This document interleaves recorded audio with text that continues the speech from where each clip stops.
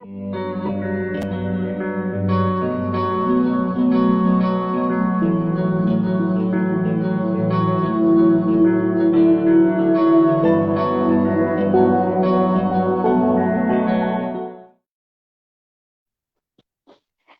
দর্শক মন্ডলী, আসসালামু আলাইকুম। এই মুহূর্তে যারা আমাকে রাজ টিভির পর্দায় দেখছেন সবাইকে আমন্ত্রণ জানাই নারীর স্বাস্থ্য কথা পর্ব 4-এ, এবং আপনাদের সাথে আছি আমি ডাক্তার শারমিন নাহার স্বর্ণা। দর্শক, সন্তান জন্মদান খুব স্বাভাবিক একটি প্রক্রিয়া, এবং আহ, আমরা যদি একেবারে আমাদের সভ্যতার শুরু থেকে যদি চিন্তা করি, আমরা এগিয়ে চলছি, কিন্তু আমাদের সভ্যতা এগিয়ে চলছে বা মানুষ সৃষ্টি হচ্ছে। তার পেছনে কিন্তু এই মাতৃত্বের ভূমিকা অপরিহার্য। এবং আমরা যদি বলি যে একজন মা তার মাতৃত্বের স্বাদ লাভ করে একটা স্বাভাবিক ডেলিভারির মাধ্যমে, এবং এই স্বাভাবিক ডেলিভারিটা অনেক রকম হতে পারে। নর্মাল ডেলিভারি নিয়ে আজ আমরা কথা বলবো। দর্শক, আজ আমাদের আলোচনার বিষয়বস্তু নর্মাল ডেলিভারি প্রস্তুতি।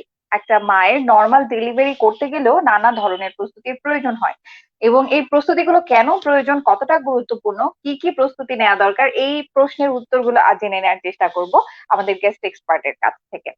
আমাদের গেস্ট এক্সপার্ট হিসেবে যিনি আছেন ডাক্তার ফৌজিয়া আক্তার ম্যাম। তিনি এমবিবিএস, বিসিএস স্বাস্থ্য, FCPS, consultant gynae, president OGSB Brahmanbaria Narsingdi branch. Ma'am, আসসালামু আলাইকুম, আমন্ত্রণ জানাই আমাদের আয়োজনে। কেমন আছেন? ওয়ালাইকুম সালাম ডক্টর স্বর্ণা, ভালো আছি। আমন্ত্রণ জানাচ্ছি দর্শকদেরকে সুন্দর এবং কমন একটা টপিকস নিয়ে আলোচনায় অংশগ্রহণ করার জন্য। স্বর্ণা, ম্যাম, আমি শুরুতেই নাভিস্তা ফার্মার পক্ষ থেকে, রাজ টিভি পরিবারের পক্ষ থেকে এবং আমার দর্শকদের পক্ষ থেকে আপনাকে আন্তরিক ধন্যবাদ এবং কৃতজ্ঞতা জানাই আপনার ব্যস্ততম সময় থেকে আমাদেরকে সময় দেওয়ার জন্য।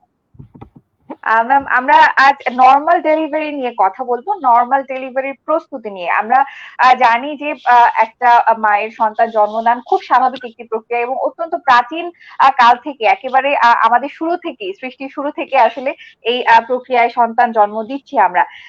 তারপরেও আসলে নর্মাল ডেলিভারিতে প্রস্তুতির প্রয়োজন আছে, এই বিষয়টি আমরা জানছি এখন।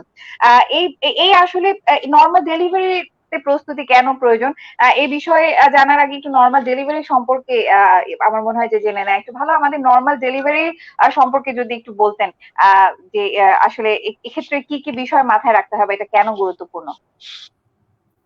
হ্যাঁ ডক্টর স্বর্ণা, ধন্যবাদ। নর্মাল ডেলিভারিটা আমরা সবাই এটা সম্বন্ধে অল্প বিস্তর জানি। নর্মাল ডেলিভারি আসলে কখন বলবো সেটা কিন্তু একটু বিস্তারিত আমাদের সাধারণ জনগণ সবারই একটু জানা দরকার। এখানে আমাদের সবচেয়ে কনসার্ন যেটা নর্মাল ভ্যাজানাল ডেলিভারি যেটা হবে। তো নর্মাল ভ্যাজানাল ডেলিভারি বলতে আমরা বুঝি যে তার ৩৭ সপ্তাহ হলে, শোনা এক মিনিট, জি, জি। শুধু দর্শক মন্ডলী, আমাদের গেস্ট এক্সপার্ট খুব তাড়াতাড়ি আমাদের সাথে যুক্ত হবেন আমরা আশা রাখছি। দর্শক, আমরা কথা বলবো নর্মাল ডেলিভারি প্রস্তুতি নিয়ে। আমাদের আজকের আয়োজনের সায়েন্টিফিক পার্টনার নাভিস্তা কেয়ার আনকন্ডিশনাল, এবং পাওয়ার্ড বাই জোলেটা ক্লিও 35 মাইক্রোডন। দর্শক, আমাদের আজকের এই আয়োজনে কোনো প্রশ্ন যদি করতে চান, কোনো কিছু জেনে নেওয়ার যদি থাকে, আমাদের কমেন্ট সেকশনে নাম, বয়স এবং সমস্যার কথা একটু বিস্তারিত লিখে জানাতে পারেন। আমাদের গেস্ট এক্সপার্ট আপনাদের সমস্যার সমাধান দিবেন। ম্যাম, হ্যাঁ, আপনি কি শুনতে পাচ্ছেন আমাকে? হ্যাঁ আমি শুনতে পাচ্ছি। সোনা, যেটা বলছিলাম যে নরমাল ডেলিভারি বলতে আমরা বুঝি যে একটা প্রেগন্যান্সি সাধারণত 40 সপ্তাহে আমরা বলি যে এটা তার ডেলিভারি টাইম।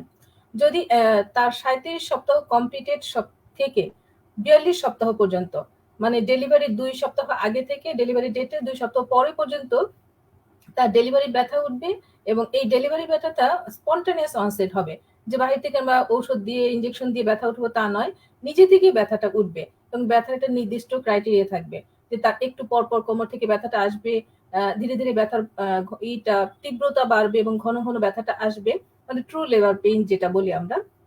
এবং বাচ্চার পজিশনটা থাকবে তার মাথাটা নিচের দিকে, মাথা উল্টো থাকলে সেটা কিন্তু আমরা নর্মাল ভ্যাজানাল ডেলিভারি বলি না। তো কিন্তু ভ্যাজানাল ডেলিভারি বলি। মাথাটা থাকবে নিচের দিকে, এবং ডেলিভারি হওয়ার পরে মা ও বাচ্চা দুজনেই সুস্থ থাকবেন। আর এই ডেলিভারির সময় আলাদা তেমন কিছু তার এক্সট্রা কোনো অ্যাসিস্ট্যান্সি আলাদা তেমন লাগবে না। মাঝে মাঝে একটু সাইড কাটা ইপিসুইটবি যেটা বলি সেটা লাগলে দিতে হবে। এই সবগুলো ক্রাইটেরিয়া যদি ফুলফিল হয় সেক্ষেত্রে আমরা নর্মাল ভ্যাজাইনাল ডেলিভারি বলবো। স্বর্ণা। অসংখ্য ধন্যবাদ ম্যাম। আমাদের অনেকেই পরিষ্কার ধারণা নেই আসলে নর্মাল ভ্যাজাইনাল ডেলিভারি বলতে আমরা কি বুঝি, আমরা একটা পরিষ্কার ধারণা পেলাম। এবং আসলে এই ক্ষেত্রে কিন্তু বাচ্চার পজিশনটাও খুব গুরুত্বপূর্ণ, বাচ্চা কোন পজিশনে ডেলিভারি হচ্ছে। বাচ্চার যদি মাথাটা নিচের দিকে থাকে শুধু সেটাকে আমরা নর্মাল ভ্যাজাইনাল ডেলিভারি বলছি। এবং অবশ্যই 37 উইক কমপ্লিটেড হতে হবে, 37 সপ্তাহ কমপ্লিটেড হতে হবে। এর আগে ডেলিভারি হলে কিন্তু সেটা নর্মাল ভ্যাজাইনাল ডেলিভারি নয়। অসংখ্য ধন্যবাদ ম্যাম। ম্যাম, এই যে আমরা নর্মাল ডেলিভারি নিয়ে কথা বলছি, একটা মায়ের নর্মাল ডেলিভারি হবে কিনা এটা বোঝার জন্য ম্যাম অ্যান্টিনাটাল চেক আপের গুরুত্ব কতটুকু, অ্যান্টিনাটাল চেক আপ সম্পর্কে একটু জেনে নিন। হ্যাঁ, খুব ইম্পর্টেন্ট একটা কথা বলেছো যে নর্মাল ভ্যাজাইনাল ডেলিভারির জন্য অ্যান্টিনেটাল চেকআপটা ভীষণ গুরুত্বপূর্ণ। এখন একজন সে পুরো প্রেগনেন্সিতে ডক্টর দেখায় অথবা স্বাস্থ্যকর্মীর সাথে তাকে চেকআপ করায়নি, সে তার ডেলিভারি পেইন উঠলো, সেটা যদি 37 সপ্তাহ কমপ্লিটেড উইকস এর পরেও হয়, এসে হুট করে আমাদের সামনে ব্যথা উঠে বললো আমাকে নর্মাল করে দেন, তা কিন্তু সম্ভব নয়। নর্মাল ডেলিভারির জন্য রেগুলার অ্যান্টিনেটাল চেকআপটা ভীষণ জরুরি। যেমন প্রতিবার সে যখন চেকআপে আসবে তখন তাকে চেকআপ করে দেখা হবে যে তার বাচ্চার গ্রোথটা এবং তার ওয়েটটা ঠিক মতো বাড়ছে কিনা। যদি এমন হয় তার ঠিক মতো ওজন বাড়ছে না, আমি সেই ক্ষেত্রে তাকে খাবার নিয়ম কানুন বলে দিব। কারণ একটা ডেলিভারির জন্য পর্যাপ্ত এনার্জি দরকার আছে, তার স্বাস্থ্যটাও সেই রকম এভারেজ একটা হেলথ হতে হবে। একেবারে দুর্বল ম্যালনারিশ তারা কিন্তু সেভাবে প্রেশার দিতে পারে না। সো তার স্বাস্থ্য ঠিক রাখার জন্য তাকে রেগুলার অ্যান্টিনেটাল চেকআপ একটা জরুরি। এরপরে যেটা, বাচ্চার গ্রোথটা ঠিক মতো হচ্ছে কিনা সেটা আমরা দেখব। এবং মায়ের কিছু ডিজিজ প্রেগনেন্সিতে যে নতুন করে তৈরি হতে পারে সেটা হচ্ছে যেমন ডায়াবেটিস, আমরা জিডিএম বলি, যে আগে কখনো ডায়াবেটিস ছিল না, সে প্রেগনেন্সিতে এসে ডায়াবেটিস শুরু হলো নতুন করে, এটাকে আমরা জিডিএম বলি। সেটা যদি আমি রেগুলার চেকআপে না থাকে আমি কিন্তু জানবো না। এরপর প্রেশার একটা ব্যাপার আছে, যে তার হয়তো আগে কখনো প্রেশার ছিল না, প্রেগনেন্সি ইনডিউসড হাইপারটেনশন, প্রেগনেন্সিতে এসে নতুন করে তার প্রেশার হলো। এটা থেকে কিন্তু পিইটি এবং অনেক সময় খিঁচুনির সম্ভাবনাও থাকে। এগুলো যদি সে রেগুলার চেকআপে থাকে তাহলে কিন্তু এই ডিজিজ গুলো ধরা পড়বে এবং তার এগুলো কিন্তু সবগুলি ট্রিটমেন্ট আছে এবং অ্যাপ্রোপ্রিয়েট ট্রিটমেন্ট করে তাকে নর্মাল লেভেলে আমি রাখতে পারবো। এবং শেষ পর্যন্ত যদি চেকআপ করে তাকে সবকিছু নর্মাল পর্যন্ত রাখতে পারি তাহলে কিন্তু আমি নর্মাল ডেলিভারি আশা করতে পারবো। এখন পুরো প্রেগনেন্সিতে তার ডায়াবেটিস ধরা পড়লো, সে জানেই না যে তার ডায়াবেটিস, কারণ রেগুলার যদি সে চেকআপে না আসে সে জানে না তার ডায়াবেটিস ধরা পড়েছে। এবং ডায়াবেটিসে বাচ্চারা সাধারণত অনেক ওজনের হয়ে থাকে, সে বড় বাচ্চা কিন্তু নর্মাল হতে চাইবে না। সুতরাং নর্মাল করতে হলে রেগুলার তাকে অ্যান্টিনেটাল মানে প্রেগনেন্সিতে গর্ভাবস্থার অবস্থা তাকে চেকআপে থাকতে হবে। এখন আমরা বলি সরাসরি ডক্টরের শরণাপন্ন মাধ্যমে চেকআপ হলে সবচেয়ে ভালো। একেবারে প্রান্তিক জনগোষ্ঠী গ্রাম এলাকায় থাকেন, হয়তো সে সবসময় ডক্টরের কাছে আসার মতো তার হয়তো ফ্যামিলি ম্যান পাওয়ারও নাই অথবা সে তেমন সামর্থ্য না থাকতে পারে, সেই ক্ষেত্রে নিদেন পক্ষে তার এলাকার যে স্বাস্থ্যকর্মী আছেন তাদের মাধ্যমে কিন্তু রেগুলার চেকআপ করানো যায়। এবং এখন কমিউনিটি ক্লিনিক গুলো, এফডব্লিউসি সব জায়গায় কিন্তু ডক্টর থাকে। তো সে তার হাতের কাছে যেখানে স্বাস্থ্য সেবাটা পাবে সেখান থেকে সে রেগুলার চেকআপ করে দিবে। তাহলে আমরা আশা করি নর্মাল ডেলিভারি অনেক বাড়বে। স্বর্ণা। অসংখ্য ধন্যবাদ ম্যাম। দর্শক, আমরা বুঝতে পারলাম আসলে গর্ভাবস্থায় চেক আপটা কত গুরুত্বপূর্ণ।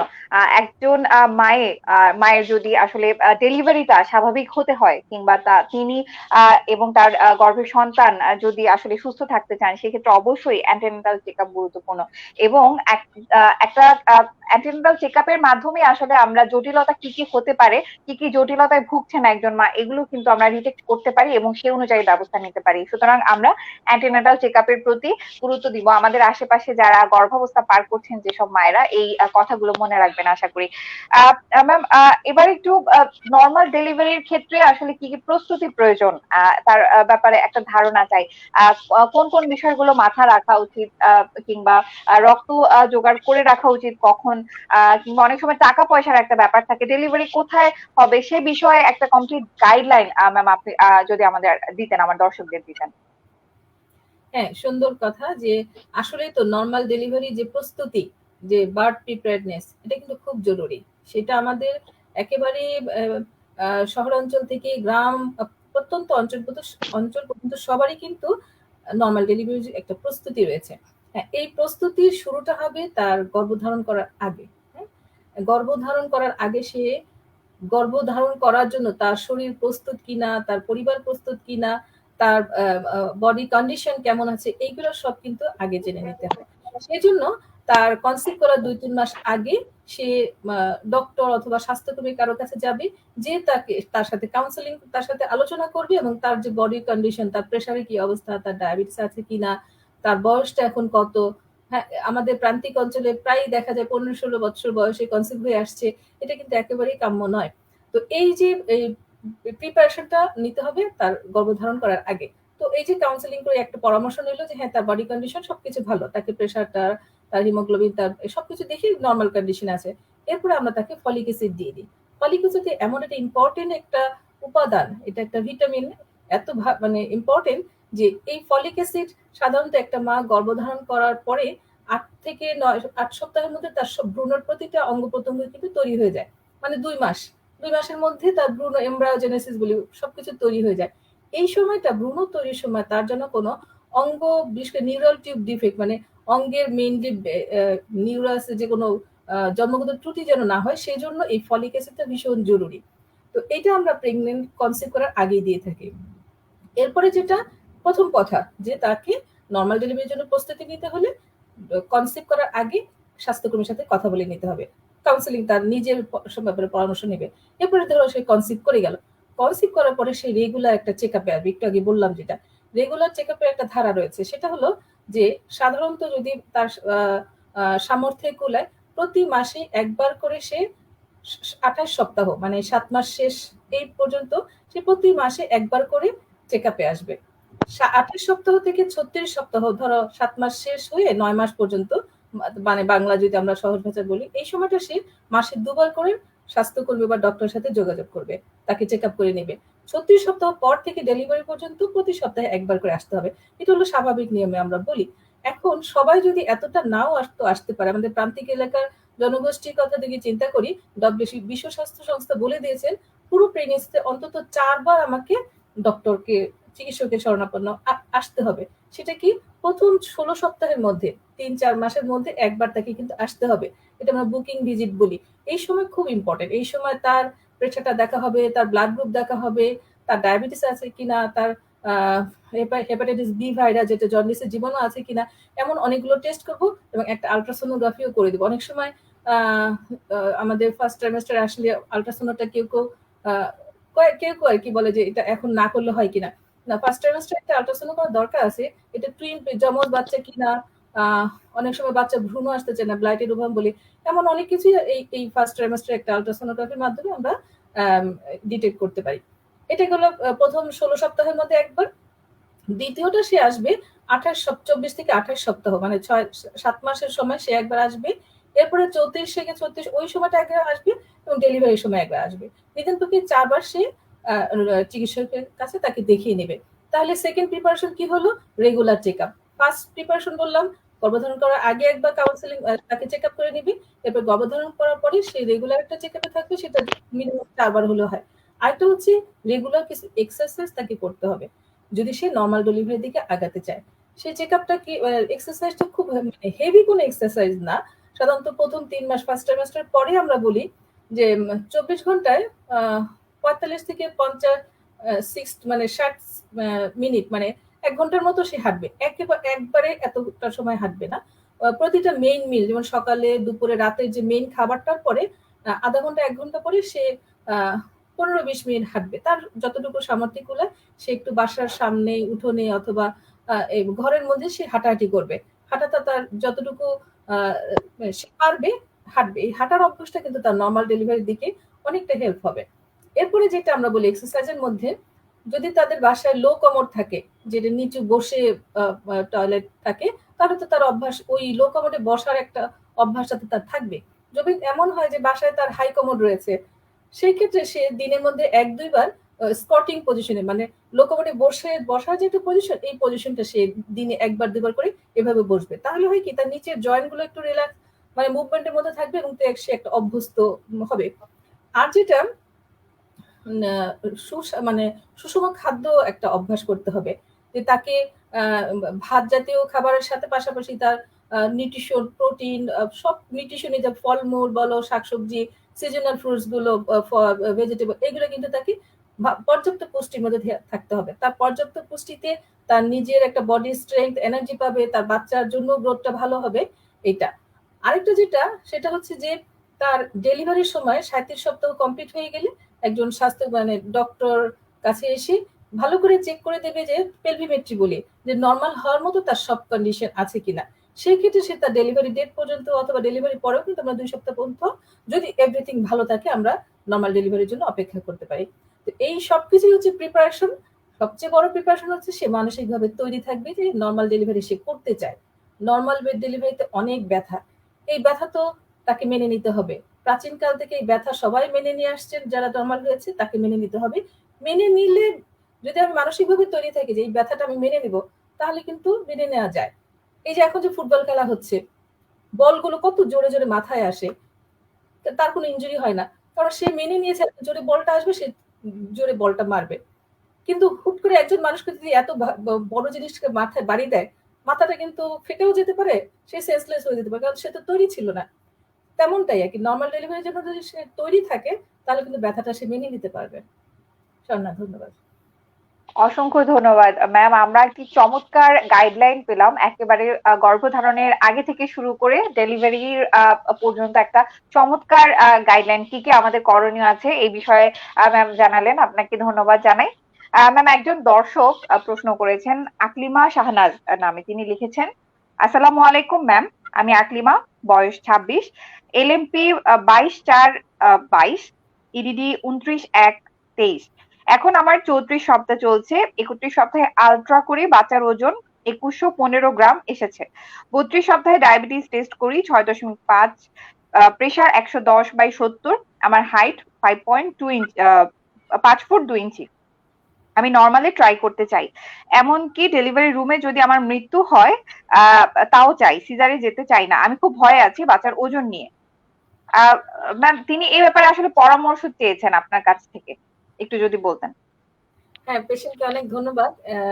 আসলে আপনার সব কন্ডিশনে কিন্তু যা যা আপনি বলেছেন, সবকিছু তো নর্মাল মনে হচ্ছে। বাচ্চার ওজন যেটা, হ্যাঁ, ওজন নিয়ে এত ভয় কিছু নেই। আপনার 34 সপ্তাহে 2 কেজি 100 গ্রাম, আরেকটু বেশি হলে ভালো হতো, তাহলে এতটা খারাপও না এটা। আপনার হাতে এখনো 6 সপ্তাহ সময় রয়েছে ডেলিভারির জন্য। আসলে আমরা ডেলিভারি 40 সপ্তাহে বলি।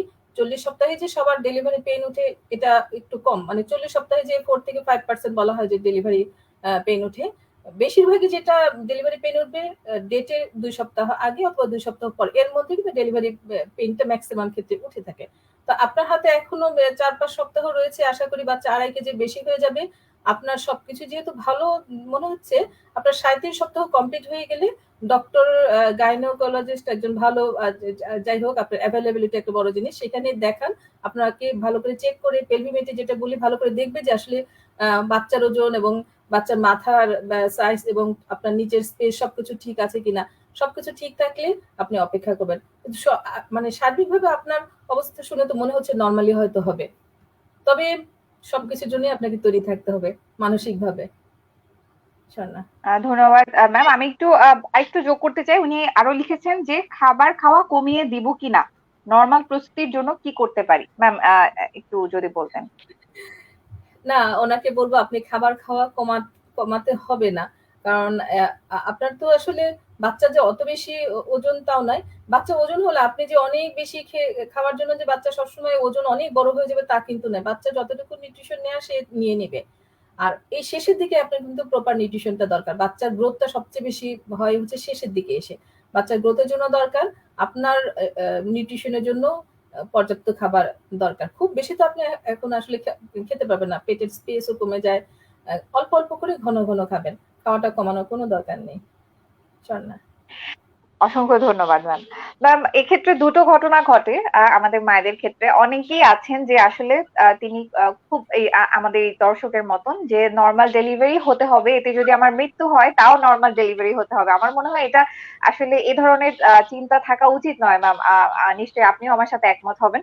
আহ এই এই ঘটনার প্রেক্ষিতে, তার এই কথাটার প্রেক্ষিতে আমি একটু জানতে চাই আসলে নর্মাল ডেলিভারির ক্ষেত্রে কি কি জটিলতা হতে পারে, এবং জটিলতার ক্ষেত্রে কি কি ব্যবস্থা নেওয়া হয় তাৎক্ষণিক, একটু যদি অল্প কথা একটু বোঝার সুবিধার জন্য আমার দর্শকদের বলে দিতেন। হ্যাঁ, হ্যাঁ, এটা একটা বড় জিনিস। নরমাল ডেলিভারি চাইলেই কিন্তু সব ক্ষেত্রে নরমাল ডেলিভারি হয় না। এই সিজারিয়ান সেকশনের আবিষ্কার হয়েছে, এটা তো আসলে এমনি এমনি আবিষ্কার হয়নি। কয়েক শত বছর আগে আবিষ্কার হয়েছে বাচ্চা এবং মা দুজনকেই সুস্থ রাখার জন্য। আচ্ছা, এখন ডেলিভারি হওয়ার সময় বিভিন্ন জটিলতা মাঝে মাঝে কিন্তু অ্যারাইজ করতে পারে।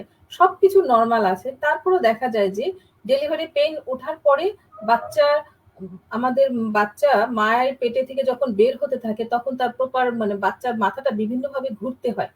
কখনো ডান দিকে ঘুরছে, কখনো বাঁ দিকে ঘুরছে। সেভাবেই সে ঘুরে ঘুরে একটা প্রপার পজিশনে এসে দেন ডেলিভারি হয়। এখন এই বাচ্চার রোটেশনটা যদি কমপ্লিট না হয়, সেক্ষেত্রে কিন্তু ডেলিভারি টাইমটা অনেক ডিলে হয়ে যায়। সাপোজ আমরা সাধারণত বলি যে প্রাইমারিদের ক্ষেত্রে ১২-১৩ ঘন্টা, ১০ থেকে ১২ ঘন্টার মধ্যে ডেলিভারি হয়ে যাওয়ার কথা। সেখানে যদি এমন হয় যে তার সার্ভিক্স ডাইলেটেড হয়ে আছে, ফুল ডাইলেট, বাচ্চার মাথাটা পুরোপুরি খুলে মানে জরায়ু মুখটা পুরোপুরি খুলেছে, কিন্তু ১৮-২০ ঘন্টা হয়ে গেল বাচ্চা এখনো ডেলিভারি হচ্ছে না। এটা কিন্তু অবস্ট্রাক্টেড লেবার বলি। সেই ক্ষেত্রে বাচ্চার মাথা অনেক সময় বড় থাকলে, মায়ের নিচে স্পেসটা কম থাকলে অনেক সময় বাচ্চা নামতে চায় না। অবস্ট্রাক্টেড লেবার যদি হয় তাহলে কিন্তু তাকে নরমাল ডেলিভারি থেকে সরে আসতে হবে। সেক্ষেত্রে সিজার দরকার হতে পারে। হ্যাঁ, ডেলিভারি হওয়ার সময় অনেক সময় দেখা যায় যে আমরা একটু সাইড কেটে দেওয়া যেটা বলি এপিsiotomy, যদি দরকার হয় সেটা কিন্তু দিতে হয়। তা না হলে অনেক সময় বাচ্চা ডেলিভারির সময় তার মাসিকের রাস্তার নিচ দিয়ে পুরোটা ছিঁড়ে যেয়ে পায়খানার রাস্তা পর্যন্ত ছিঁড়ে যেতে পারে। সেটা আমরা পেনিয়াল টিয়ার বলি। এটা কিন্তু খুব ভয়ঙ্কর জিনিস। এখান থেকে অনেক ব্লিডিং হতে পারে। পায়খানার রাস্তা পর্যন্ত ছিঁড়ে গেলে সেখানে সারা জীবন যদি সেলাই করেও দেওয়া হয়, একটা ব্যথা সারা জীবনে থেকে যায়। পেনিয়াল টিয়ার একটা বড় জিনিস, একই সাথে সার্ভাইকাল জরায়ুর যে মুখটা সেটাও অনেক সময় ছিঁড়ে যায়। সেই ক্ষেত্রে কিন্তু হিউজ ব্লিডিং হতে পারে।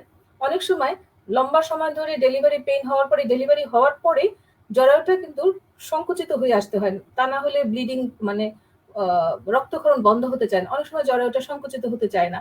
দেখা যায় যে বিভিন্ন ঔষধ সংকোচনের জন্য ইনজেকশন দিচ্ছি, বিভিন্ন যেটা অক্সিটোসিন আমরা দিচ্ছি, তারপরেও সংকুচিত হচ্ছে না।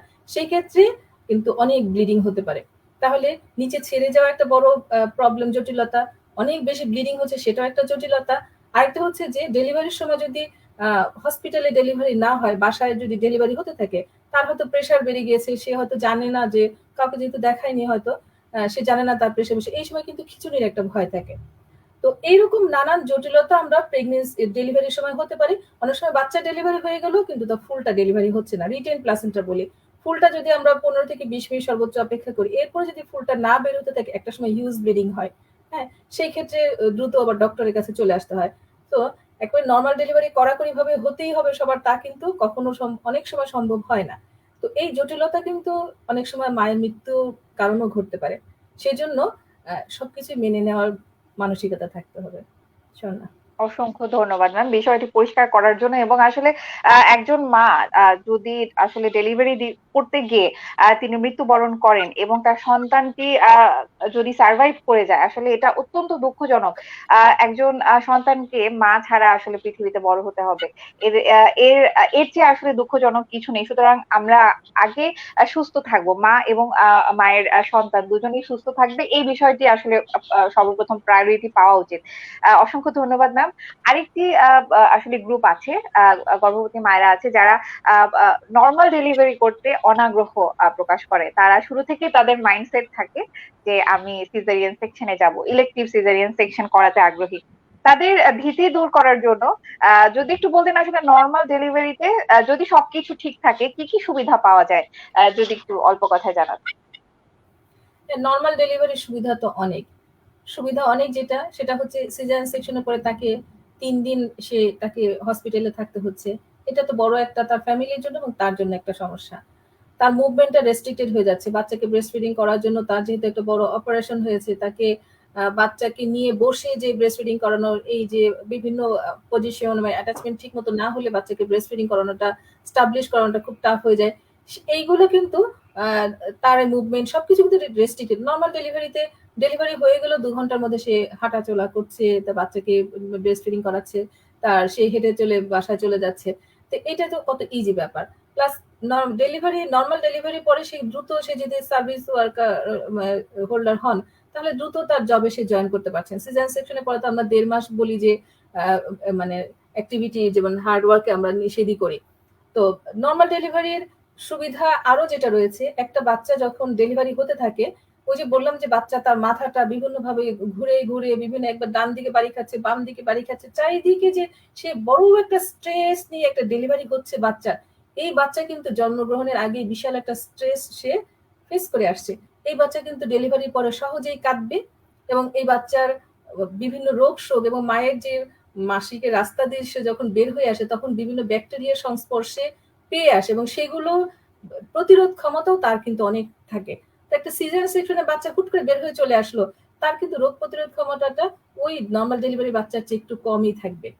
তো নর্মাল ডেলিভারির সুবিধাই অনেক। হ্যাঁ, ব্যথাটা নিয়ে অনেকে একটু ভয় পেয়ে থাকে। ব্যথা বললাম যে আপনি যদি মাইন্ডসেট করে ফেলেন যে ব্যথাটা একটু হবে, ব্যথা একটু মানে কি অনেক ব্যথা, আপনি যদি মেনে নেওয়ার কথাটা ভাবেন তাহলে কিন্তু আপনাকে এত ভয়ের কিছু নাই।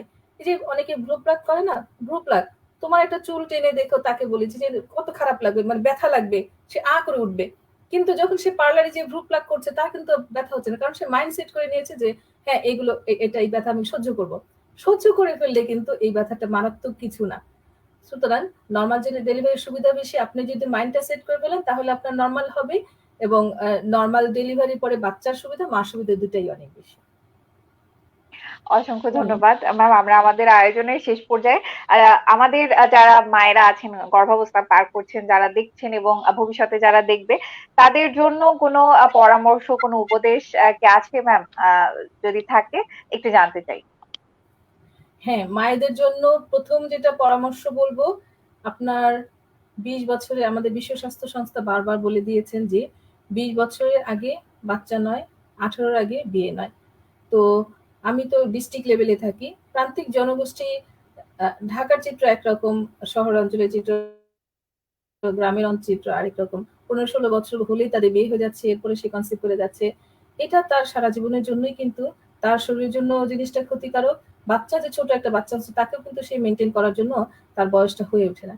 তো বারবার বলবো আপনারা 20 বছর না হলে গর্ভধারণ করবেন না এবং গর্ভধারণ করার আগে অবশ্যই কোনো ডক্টর অথবা স্বাস্থ্যকর্মীর সাথে একবার চেকআপ করিয়ে নিন।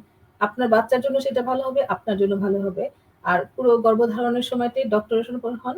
আর ইম্পর্টেন্ট কথা যেটা, বাসায় ডেলিভারি করা যাবে না। বাসায় ডেলিভারি করতে যে কত মা যে তার জীবন হারিয়েছেন, হসপিটালে ডেলিভারি করতে হবে।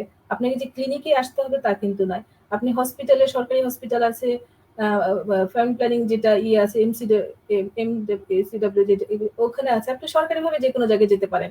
কমিউনিটি ক্লিনিকগুলোতে এখন ডেলিভারি হচ্ছে। সুতরাং ডেলিভারি কিন্তু বাসায় করা যাবে না, অবশ্যই হসপিটালে ডেলিভারি করবেন। তাহলে দেখবেন আপনার বাচ্চার জন্য ভালো হবে, যেটা আপনার পুরো পরিবারের জন্য ভালো কিছু হয়ে যাবে।